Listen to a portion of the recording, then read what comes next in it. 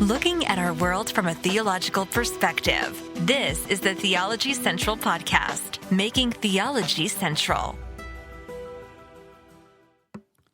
Good afternoon, everyone. It is Wednesday, April the 6th, 2022. It is currently 4:48 p.m. Central Time, and I'm coming to you live from Abilene, Texas. Now, what we are about to do has controversy written all over it. And the only reason it has controversy written all over it is because many people who listen are going to completely miss the point of what I'm trying to do here. I have a clear point I want to make. I have a clear challenge. I have a clear question, but everyone's going to ignore the question, ignore the point, ignore the challenge. They're going to ignore that because they're going to hear a name. And when they hear that name, everything after I say the name is going to be forgotten. They're going to like, he talked about so-and-so. How dare he mention that name? He has no right to mention that name. And it's like you're missing the point. To me, there's a bigger question here. There's a bigger issue at stake. So before we mention the name, let me try to get to this point. Let me try to lay this foundation because it's so very important. Within Christianity, this can happen frequently. We have a theological or doctrinal belief. Here's the theology. Here is the doctrine, right? And we know the doctrine and we know the theology. I'm going to say this from a theoretical perspective, right? Here's the doctrine, here's the theology, and we know it theoretically. We know the theory of it. We know the idea of it. And it's great to talk about, maybe sitting in church or in a small group or in a Sunday school classroom or in a seminary classroom or a Bible college or a Bible institute or even on a Christian podcast. And we can talk about this theology and we can talk about this concept or this doctrine, but it's all theoretical. Sometimes when we take this idea and we transfer it over into the world of the practical, not the world of the theoretical, things can get messy and things can sometimes be difficult because sometimes I think the practical application of our theoretical theology can get really sloppy and messy. And sometimes I think what we do is that what we do in practice actually contradicts what we say in theory. I raised this question yesterday, right? And it probably ticked a lot of people off, but I think it's an important question. When we discuss gun ownership, right? Having a gun, this idea of defending the Second Amendment, the idea of defending gun rights, defending the National Rifle Association, does that really, in practice, that's what we do in practice, right? I mean, many conservative Christians are the ones who are the most pro-gun. Does being pro-gun in practice seem to contradict what we say theoretically about people? Because typically in a good biblical conservative church, what do we say about people? That they are all totally depraved, that they are sinners, that their heart is desperately wicked and deceitful above all things, that they're dead in their trespasses and sins. So do you think the best course of action is to arm as many dead sinners as possible? Right? In other words, it's at least a question that should be asked, right? Are we contradicting in practice what we say in theory? Sometimes our theology in theory it becomes messy in trying to put it into practice. Let me give you another example because this one is very relevant to what we're about to talk about. What is the purpose of life? What is the purpose of man? Well, a good conservative biblical church should say something like this. The purpose of man is to glorify God and to enjoy him forever. So the most important thing in life is what glorifies God. We would say something like this. The most important concept in life is to glorify God. It's not your personal comfort. It's not your personal happiness. We could possibly even go on to say that it's not even your own personal security. What it is to glorify God. Now, again, in theory, that sounds good and that preaches good. And I will argue that obviously the purpose of life is to glorify God. That's what we are created to do, is to glorify God and to enjoy him forever. But when we take that and we bring it over into practice, that can raise some serious questions depending on certain circumstances. And there's a circumstance where this is kind of being, this theory, well, not theory, this theology is trying to be applied into a practical situation. And it clearly appears, I apologize there. I'm getting ahead of myself. So I was trying to catch my breath to stop. Maybe I should just slow down and actually breathe and not try to breathe while I'm talking, right? So I'm talking, going, okay, yeah, okay, gasping for air. All right, but yes, right. I apologize for that. Okay, now I'm going to go back and want to edit that out, but there's no editing. I'm live on the air, okay? But this is very important. I really am trying to drive this point home, and I'm trying to emphasize it. So maybe this is good. Maybe by doing that little gasp, this gives me a second to really, once again, emphasize, listen to me here, because in a minute, I'm going to mention a name, and everything I'm saying here is people are just going to like immediately tune out. Maybe messing up here will help you remember what I'm trying to get across. In theory, we say, and I say in theory, theoretically, we understand this idea that we are to live for God's glory, and that's what's more important. God's glory is more important than my happiness, my comfort, anything, even possibly my safety. But when we take it from the church, from the church pew to the Sunday school room, when we take it from that setting, and now we say, okay, here's this situation in life. Now, okay, well, man, that's a bad situation, but remember, what matters is God's glory. What matters is God's glory. That's where this gets really, really ugly. All right. Now, so please remember, we have theology. It's when we put it into practice. So now I'm going to ask the question in a very specific way. Are you ready? Here we go. If it is true that your purpose in life is to glorify God, that's your purpose. And that purpose should outweigh anything else. Your comfort, your security, your happiness, it should outweigh everything. Then, would it be correct to take that theology and apply it in a situation where a woman is being abused, her children are being sexually abused, and you say, hey, your purpose in life is to glorify God. You glorify God in that. You don't want to take this to the world and take it to the secular world and the secular authorities, because you would not be glorifying God. You would be hurting the name of God, because they would see this is happening in a Christian family. So you go back and submit to God and trust that God will work this out, and that because you want to glorify God. Would that be a correct application of that theology? Now, many would say, no. That's an incorrect application of that theology. This is an important question because it's being debated right now. A lot of people are debating this issue, and it's kind of frightening that this is so, that it is being debated. But again, to me, the issue at hand is, once again, we have a theology. What does it look like in practice? Because see, you can have 50 people who agree with the theology, and then you turn around and put it into practice, and now those 50 people who agreed in the theology don't agree in the practical application of it. See, when it's theoretical, it's easy for everyone to say amen. When it's put into practice, everybody's like, whoa, wait a minute. I don't know about that. And I think this is playing out. So here's the situation. If you've been paying any attention, there has been a growing story. New developments seem to be happening every week or so. It just seems to keep going and going and going. Every time you think it's over, there seems to be a new layer to the story about a situation that happened at Grace Community Church, which of course is pastored by John MacArthur. You had a man by the name of David Gray who worked Grace Community Church, taught music. I can't remember. There's a number of things he did. Right? He had a wife, Eileen Gray, and they had children. Eileen Gray reports that she is being physically abused, as she's suffering abuse in her marriage. Before it's all said and done, she is excommunicated by Grace Community Church. She's the one excommunicated. She's been physically abused. It is then discovered after all of this happens that her children were being sexually molested by their father, David Gray. David Gray goes to prison. He goes to prison. Eileen Gray remains excommunicated.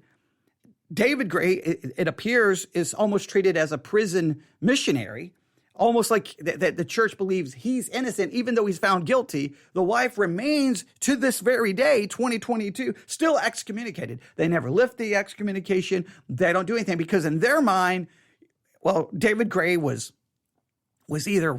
innocent, and well, the church obviously never produced enough evidence to not have him go to prison or to get him out of prison. And that Eileen was somehow wrong in all of this. And so she, I guess, still deserves to be excommunicated from the church. Now, everyone has their opinion on the story. Everyone has their opinion. Many are attacking one of the reporters who have been reporting this, Julie Royce. They're going after her. Look, whatever you think about her, even if you believe that there's 900 things wrong in her life, the issue is what did MacArthur's church do to Eileen Gray? And was it right or was it wrong? And some people are defending it with a kind of an argument that goes something like this. David Gray may have messed up. David Gray may have been sinful, but Eileen Gray should have never gone to get a separation, never should have gotten divorced, never should have taken it to the secular authorities because that does not glorify God. She should have been more willing to glorify God by submitting to that abuse, no matter how bad it was, because God's glory is more important than her comfort or her safety. That's how some people are trying to make the argument. Well, here's where it gets crazy. So everyone seems to have an opinion. Well, on April the 5th, 2022, at 10 a.m., the Royce Report publishes a story with this headline: Head of Counseling at John MacArthur School. Wife should endure abuse like missionary endures persecution. So according to the head of counseling at John MacArthur School, which would be Master's Seminary, the head of that department seemingly has taught that the wife should endure abuse like a missionary endures persecution. I am not claiming that he taught this with having anything to do with the Eileen David Gray case. I'm not going to make any association there. I'm just saying that I want to forget MacArthur. I don't even care that this is the head of counseling at John MacArthur School. I don't even want to get into all of that right now. I just here it is. There's a reason he's going to say, hey, you should endure this suffering. It's just like a missionary enduring persecution, because the concept, I think, is going to be that what's most important in your life is glorifying God. And sometimes that means enduring suffering. So if you're being abused, endure it. Now, this is kind of interesting because when do you have to endure an injustice? When is it right? When is it right to endure the injustice and suffer? And when is it right to fight it and take a stand against it, even bringing in the courts and civil authorities? So when is it right that, okay, here, I'm suffering. You know what? It's not about my personal security. It's not about my personal happiness. I'm going to endure it. And then when is it like, nope, you crossed the line. Let's go to court. And the reason I raise this question is Grace Community Church, when they were suffering the COVID-19 restrictions, the COVID-19 mandates, they went to court. They didn't just endure the persecution. They didn't just endure the suffering. They took it to the civil courts. They took to the civil authority to fight it and to sue. Well, wait a minute. So when is it right for the church to go to the civil authority? And when is it wrong for an abused woman to go to civil authority? You see, once again, we have the theory, glorify God. Right? Now let's put it into practice and we'll get different applications every single time. And this is where it gets sloppy. That's what I want to focus on. But I want us to consider what happens. So I'm going to read a little bit of the story. Here's a little bit of the story.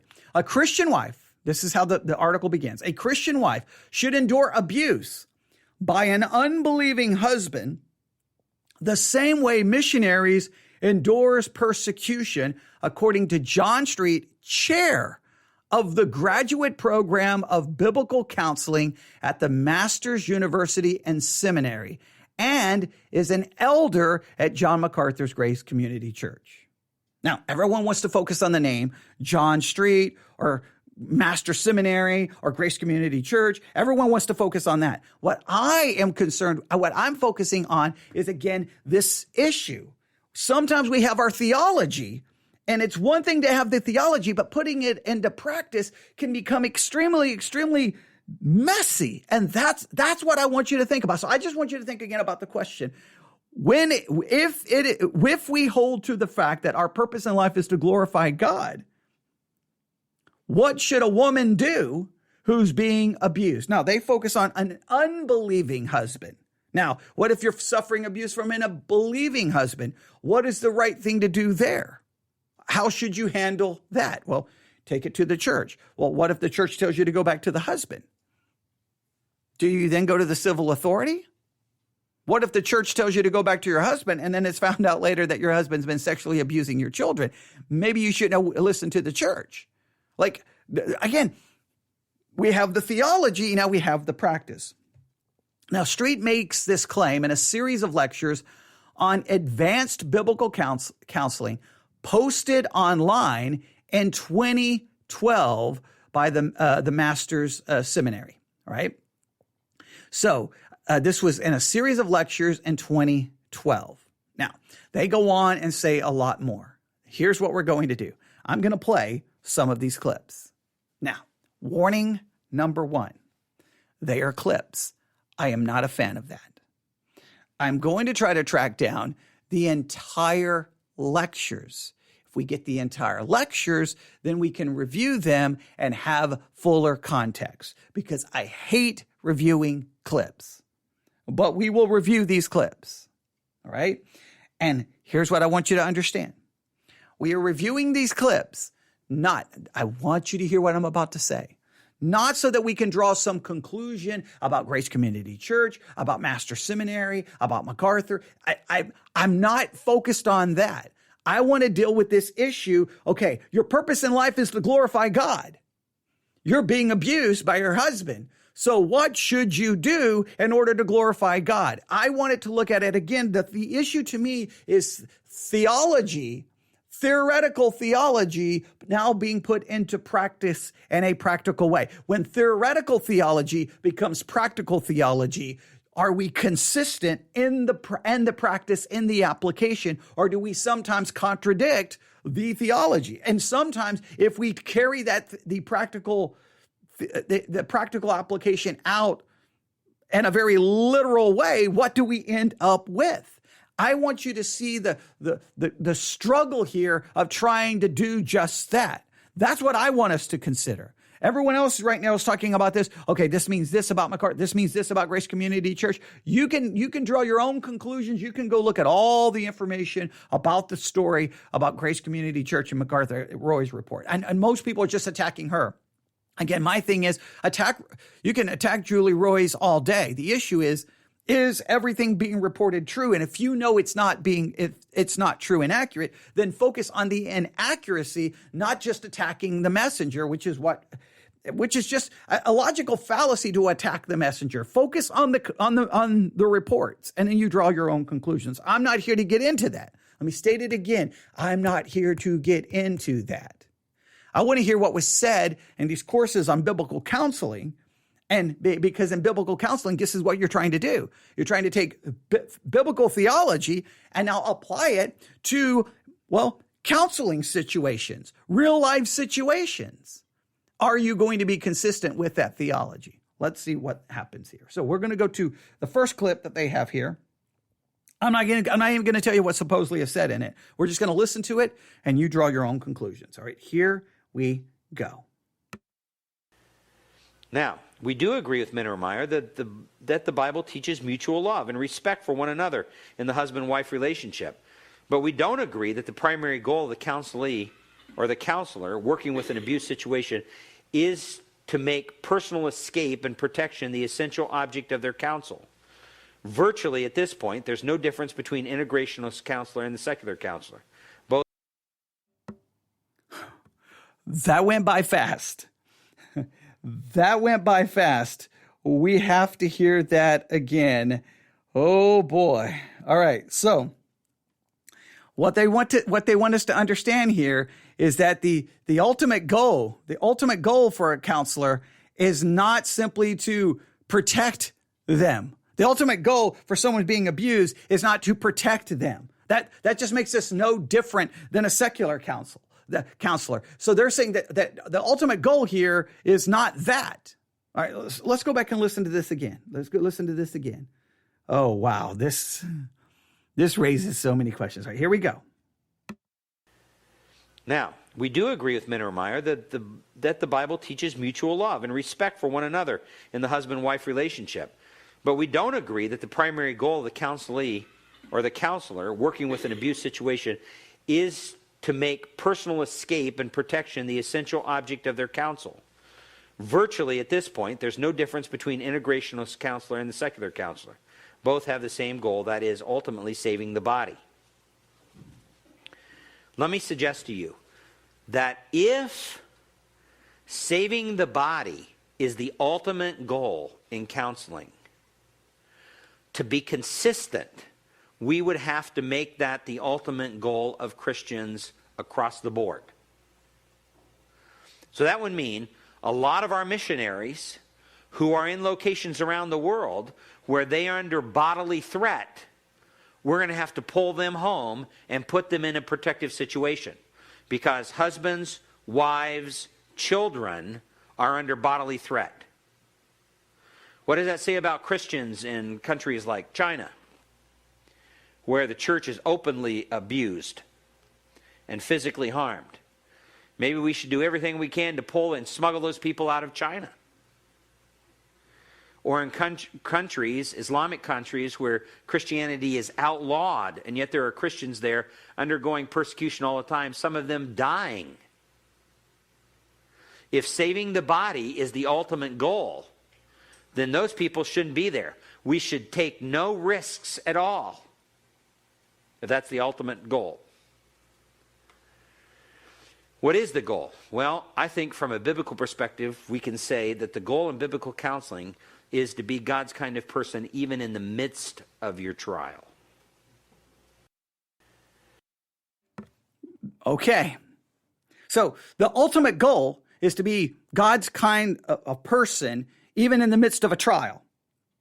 Now, here's trying to take the theoretical concept. Okay, what's the ultimate goal of counseling? Well, the ultimate goal of counseling, I guess you could say, is to try to help someone become the person of God that they should be. All right, you can say that's the ultimate goal. Now, if that's the ultimate goal, and let's say that is trying to take basically you're going with the idea that your purpose in life is to glorify God. So that's what it's all about. To become a person of God is to live a life trying to glorify God. Okay, let's say that is the ultimate goal. Now, there's the ultimate goal. There's the theoretical theology, right? There it is, sitting in a classroom, talking biblical counseling. Everybody says amen to it. Now we go to a situation. Here's a woman being abused.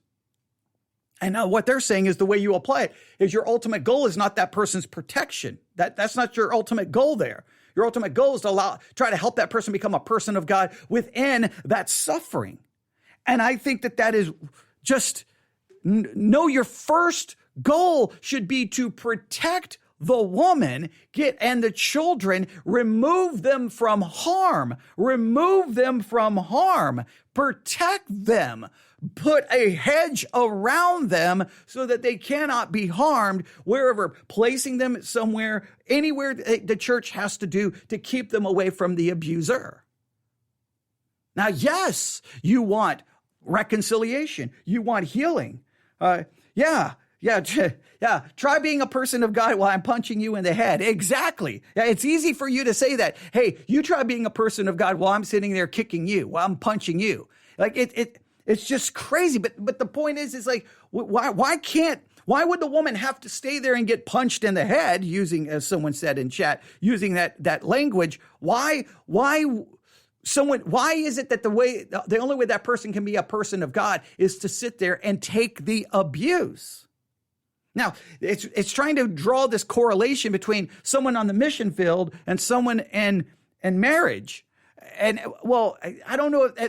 We can get into a whole discussion, but look, here's the thing. If a woman's being abused, she needs to be removed from that situation. She needs to be given every opportunity to get out of it. And the authorities must be called. You have to report the abuse. Now, I understand the biblical concept of glorifying God. I understand that.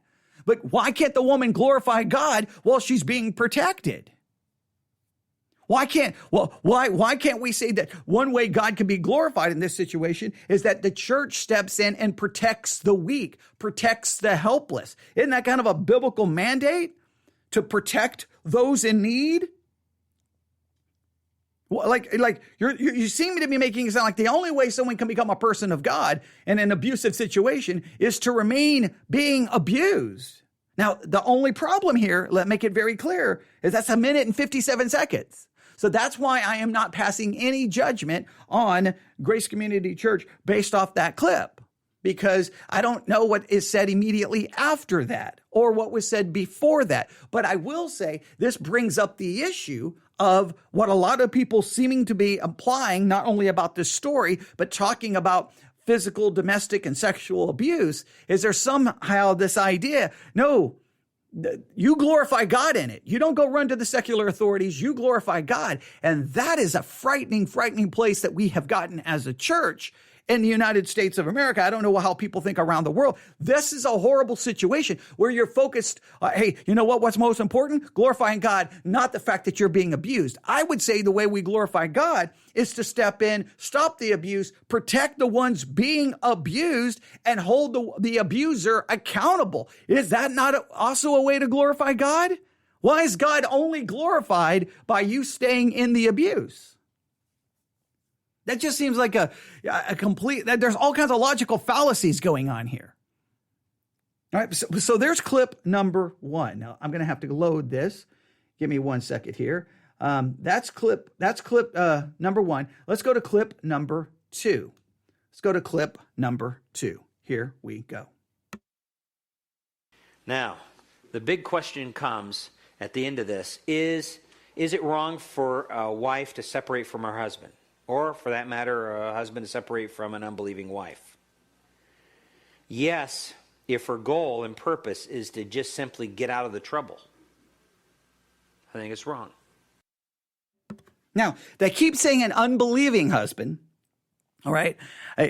So I would like to hear the context. How does this apply to a believing husband, right? Because a believing husband can do horrible things just like a believing wife can do horrible things. If you just listen to our previous live broadcast talking about Abram and Sarai and what they did to Hagar. All right. So believers can do horrible things as well. But according to him, it's wrong for a wife to separate from her husband, or for that matter, a husband to separate from an unbelieving wife if the goal is simply to get out of the trouble. So you're saying it's wrong to separate? It's wrong to separate if you're being beaten and abused simply because you don't want to experience the abuse?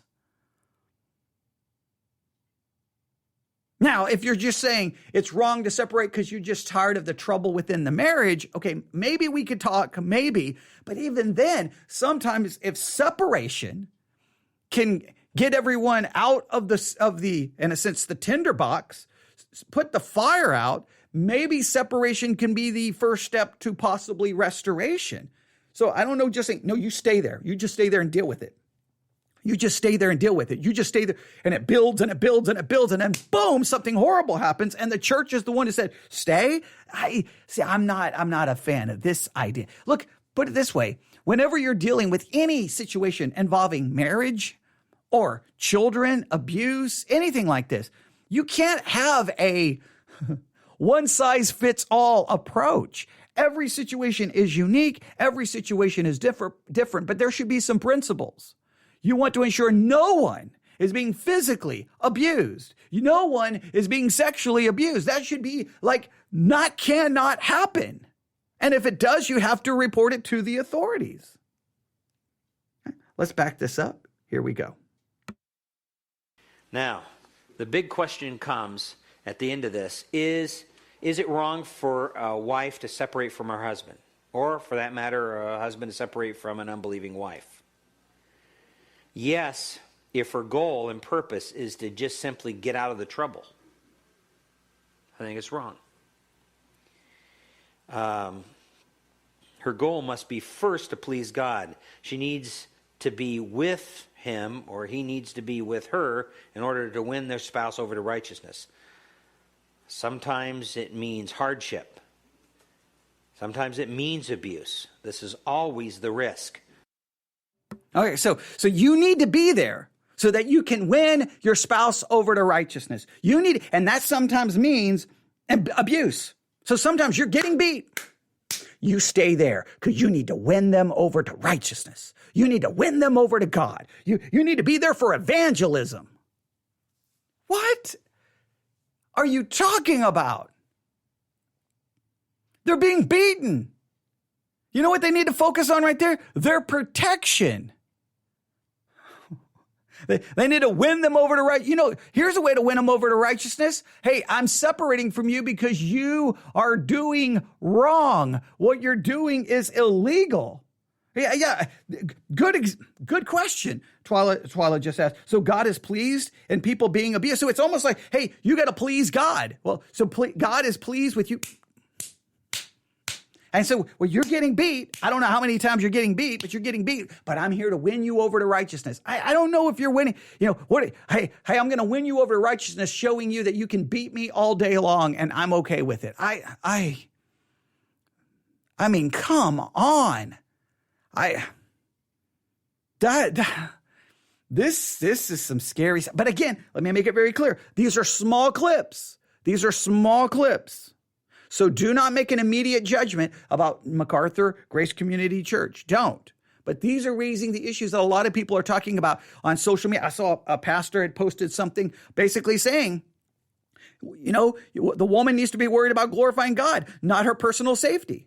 And it's like, what, like, is this now, like, are we uncovering that this is a normal theological understanding? Again, we have the theology. What is your purpose in life? Glorify God. What does it look like in practical situations?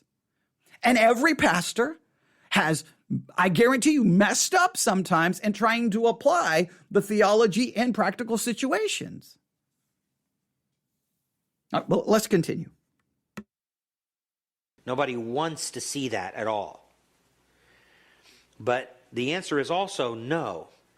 If she is convinced, from a prudent standpoint, as we saw in Proverbs chapter 22 and verse 3 and Proverbs 27:12, that her husband is out to kill her, there's no longer any desire for him to live as a husband with her.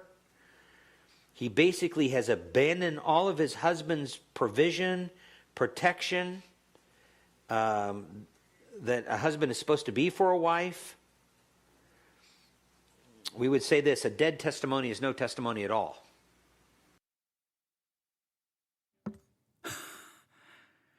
So take the abuse, but if he's out to kill you, he's out to kill you. So I wonder, I mean, he's teaching counseling. I wonder how many, I'm almost speechless here. So I wonder, how does it typically work in women being abused? Does the husband like, hey, I just want you to know I'm out to kill you. Okay. It may not be today. It may be tomorrow. Or is it a situation where there's abuse. And then one time he goes too far and ends up killing his wife. Like, hey, you can't separate until you know he's out to kill you, or he's abandoned all of this stuff. And if he's abusing, how is that protecting? Good point. The minute abuse happens, has he not abandoned his responsibility as a husband to protect? Yeah, exactly. Like immediately. This is some crazy stuff, ladies and gentlemen. I don't even know what to say. But I don't want to make this. Please do not take this and pass any judgment or draw any conclusion about the whole MacArthur situation. This situation is getting worse and worse and worse. And I just feel that there's more coming, but I'm not here to talk about that. I'm talking about what I want you to see is here's what we have these theologies, and we just immediately just come in almost like with a hammer and like, boom, this is what you're supposed to do. Someone just says, yeah, how are you supposed to know that? Usually abusers are not open and honest about their abuse. Usually abuse happens, then the abuser's like, I'm so sorry. I just lost my temper. I'll never do that again. And then boom, it happens and it happens. You don't know when the killing is going to occur. It just seems, look, if there's abuse, there's got to be separation and protection. See, it doesn't even matter what you believe about divorce. You may believe divorce is allowed for anything. Okay. Or you may believe divorce is never allowed. Separation should be allowed for protection. And not only that, sometimes separation should be allowed simply to try to save the marriage. And nobody should ever condemn separation. Oh, this is crazy. Okay, so let's go to another clip. Let's go to another one. I've got a bunch of them here. Let's go to another one. Here's another one. Here we go. The question really comes, the laws of the land having to do, especially here in America, the laws in most states are pretty restrictive. And in talking about counselors as defining them as being responsible to report any kind of child abuse that's going on. The question is that true of abuse that occurs with a spouse? All right. It is not, it does not have to be reported to my knowledge. Now, I'm not familiar as much with laws in other countries, but in this particular case, it's my knowledge, unless, of course, you are aware that there is some imminent danger to someone, and you just generally have a civic responsibility to report that, so that it doesn't result in somebody's death. And more often than not, as a pastoral counselor, you do run somewhat of a risk in reporting some things to civil authorities because basically, secular people with secular minds are going to take over, and they're not going to handle things in a biblical way. But we also have to remember Romans 13 and 1 Peter 2 that talks about the fact that God gave those secular authorities for a purpose so that there's not general chaos in society. So we still have to respect them, obey all of the laws of the land, as long as it doesn't contradict directly a law, a command of Scripture. And then beyond that, it's up to our conscience on what needs to be reported and what doesn't need to be reported. It's up to your conscience? Don't even get me started on my teaching on conscience. I'm so sick of hearing that. A woman's being abused. It's not up to your conscience. It's up to the fact the woman's being abused. Okay, now I just get upset. Now I just get mad. What? I got to go. You sit there in the hospital. I'll come check on you. I got to go check my conscience here. Got to go check my conscience. Got to go check my conscience and see what my conscience here needs to do. Oh, man. Okay. Yeah, and then how is abuse, especially of a child, not imminent danger? Exactly. I mean, this is just, it almost like trying to find every way, and you don't want to just necessarily just turn it over to the civil authorities because they're not going to handle it in a biblical way. Abuse is happening. Abuse is happening. The minute abuse is introduced into the situation, there needs to be protection. There needs to be separation with the hope of restoration. Yes. Reconciliation. Yes. That is the hope. And all of it, yes, glorify God. But you can't say to glorify God and to be people pleasing to God means, hey, you just deal with it. You just deal with it. This is crazy. But again, these are clips. I'm not I'm just trying to take the concept here and deal with the concept, not trying to make a judgment on what this man actually says. The statements themselves, I'm just using them as illustrations of a concept that seemingly is showing up in some churches and may explain why some churches have handled abuse cases so horribly. All right, let's go to the last one. We have one more here. I think we have. See, which one was that? Let me look here really quick. That was clip 2. Hang on. All right, give me 1 second. All right, yeah, we have one more here. Here we go. Got to go back to. Let's listen to this. Here we go. In fact, one literature says on this, a Christian psychologist writes, "Don't make excuses for staying in a destructive relationship. I can't afford to leave. I'll never make it on my own. I have no place to go. A woman's shelter will take care of your short-term needs and the needs of your children and will put you in touch with services that will enable you to get on your feet and rebuild your life away from the harmful influence of an abusive mate." Now, there are problems with this approach. Let me suggest some of them. These abusive shelters really take control of those women's lives in an aggressive way.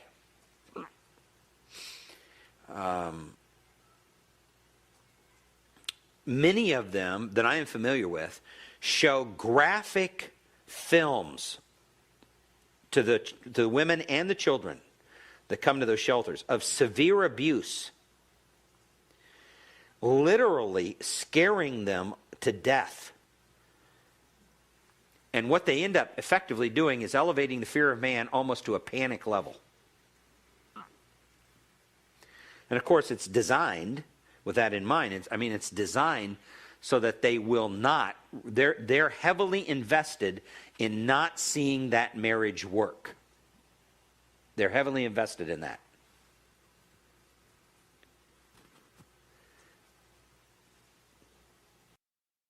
Wow. So this is now basically training people. This is training people for counseling. Hey, don't trust those shelters. Those shelters that are built there to protect women from being abused, you can't trust them. They'll show them graphic films. They will elevate the fear of man. Keep them away from that. Oh, so what would be best? Put them in a shelter that, I don't know, I guess they have an incentive to dissolve the marriage. So here's the thing. You don't want them to go to the shelter to protect women. Then why don't your church build a shelter to protect women? Like this is calling into, don't trust them. This is the whole idea. You can't trust anyone in the secular world because everyone in the secular world cannot be trusted. They're all the ungodly kind. We've got it all figured out. All right, let's continue.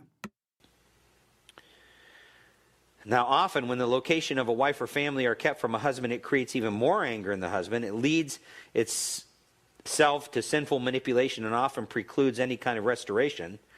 Furthermore, these shelters will not keep a woman indefinitely. They can't. So now they're forced to teach her to get a job, which involves leaving the children in a daycare center in order to support herself. Also, most of the counsel given in those shelters are extremely feminist and very anti-marriage, or at least have a very low view of the sanctity of marriage. One woman who runs a shelter in an area where I used to pastor, at a recent abuse seminar in that area, when she talked about this, you could see coming through her a seething hatred for men under the surface. And she spoke to the men who were a part of the audience that day in a very condescending way. She spoke of the men in a very condescending way. She could possibly be a feminist. She doesn't care about the sanctity of marriage. And the man beating his wife does? You care about the sanctity of marriage. See, here's the thing. Here's the theology. Sanctity of marriage.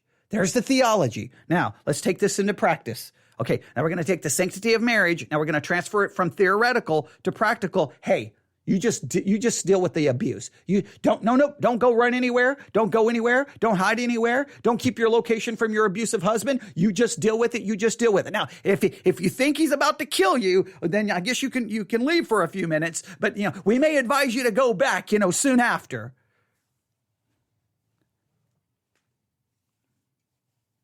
This is happening in the body of Christ. These comments, again, context is needed. Let me state it again. Context is needed. So, therefore, I'm not going to make any claims about Master Seminary, this course, Grace Community, or how this applies to the David Eileen Gray case. Make sure I get the names right. David Gray and Eileen Gray. I'm not going to in any way, shape, or form connect this in any way, shape, or form, because that would not be right, because I don't have any context there. These are very short clips. The clips are disturbing, yes, but they're clips. Maybe context would make them less disturbing. Maybe context would make them even more disturbing. So therefore, I can't make a judgment there. What I can say is this is a perfect example of where we have a theology, sanctity of marriage. Glorify God above all things, above everything else, above anything else. And then we have counseling to people in a marriage where there is abuse taking place. Now, I think I can say we can glorify God by getting you away from him and protecting you. God is glorified when we protect the weak, we protect the abused, we protect the needy. I think God is glorified in that. And you need to still focus on being a person of God. Yes, that woman still needs to focus on God and growing in God, but she should be protected. The husband needs to be held accountable for what he has done, and he needs to get the help that he's needs. The man should just not be abandoned. He shouldn't just say, well, you're an abuser, just leave you alone. No, that person needs counsel and help, and to get whatever is causing the abuse to occur fixed. And then hopefully the marriage can be restored in a way that is safe and conducive for everyone's betterment, not by just throwing them back in the situation. The woman should be, if a church doesn't like the options in the city, then the church needs to do everything they can to help the woman financially, help her, whatever she needs. Whatever she needs, they should be able to do it again. I mean, Grace Community Church, we won't talk about how much money they bring in each year, okay? They bring in plenty, all right? So unless they have hundreds and hundreds of women being abused, they should be able to take care of a woman completely. They should probably even be able to get her an apartment, pay for her rent, probably for a year, and probably still have money left over. They could take care of them, protect them. This seems to be the emphasis here seems to be on protecting the man and not the woman. All in the name of the sanctity of marriage and glorifying God. So, what do I want to do here? One, I just want to bring to your attention. You can go read the entire article, the Roy's report. You can draw your own conclusion how this fits in with the broader discussion right now going on about Grace Community Church. I'm not here to give any discussion about this right now. Because again, I would have to I would have to go through each one of these lectures, and we would have to review every minute of these lectures to give it a fair hearing. Because if we don't do that, then we could be completely wrong in what the man is trying to say. Now, again, it would be, if it was a substitute teacher or some guest speaker, but this is the head of biblical counseling, so you would hope that he's just not misspeaking. But you know what? Anyone can misspeak. Hopefully, and maybe, I think this was 2012, hopefully, he's changed his mind completely. I don't even know if he's still the head of biblical counseling. Maybe they've changed their entire curriculum. I'm going to give them the benefit of the doubt to some level here, okay? But for all of us, here's the challenge. What do you believe theologically? What do you believe doctrinally? What do you believe that when you try to put it into practice, you are inconsistent with it, or you're trying to apply it in an incorrect way? It's great that they care about God's glory. We should all care about God's glory. It's great that they care about the sanctity of marriage. We should all care about the sanctity of marriage. But what are we doing in practice? Put it this way. If this is very important. Sometimes we have one one doctrine, one piece of theology, and we try to apply it to a situation without considering the rest of Scripture. Doesn't the rest of Scripture talk about protecting and caring and loving? I mean, aren't there like a lot of other scriptures that have to be applied to this situation? There's a lot of scriptures here. And I don't understand how this would make the woman less of a witness or less of quote unquote being a missionary by getting her into a safe place with hopes of trying to reconcile and restore and save the marriage. I don't think that makes her any less godly in any way, shape, or form. And it's just horrible to even say that.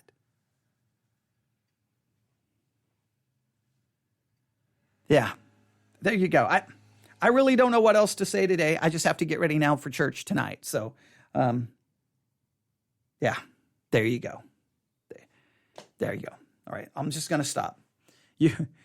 The clips are going all over the place. So now you've heard them. Just when you hear the clips, please, I beg of you, don't use the clips to make any judgment against Masters, Grace, or MacArthur, Grace Community at this time until you've heard all of the lecture. Okay, if you find all of the lectures and you listen to all of the lecture, then you can make some kind of a conclusion. And not even then, you'd have to ask, are these lectures still considered a part of the official position of biblical counseling of Master Seminary? Like we would have to get that kind of information. So because we want to be fair, but the clips made me think of this whole other dilemma here that I tried to talk about yesterday. There's so many issues where we believe this theologically and look at what we do practically. And you can just immediately realize, nope, there's a disconnect here. And I think there's a clear disconnect here. You can tell me what you think. newsif@yahoo.com, newsif@yahoo.com. All right, thanks for listening. We'll be back on the air sometime after 7 p.m. tonight. Thanks for listening. God bless.